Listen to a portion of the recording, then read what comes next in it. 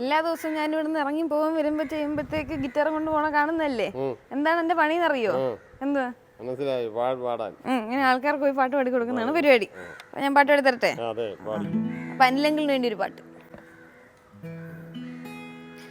കാടുപൂത്തല്ലോ ഞാവൽ കാപ്പഴുത്തല്ലോ എന്തേ കാലമായില്ലേ എൻ്റെ കൈ പിടിച്ചിടാൻ ഇന്നും മൂളിപ്പാട്ടും പാടിത്തന്ന മോളം തത്തമ്മേ ഇന്നിയാളൊഴിഞ്ഞ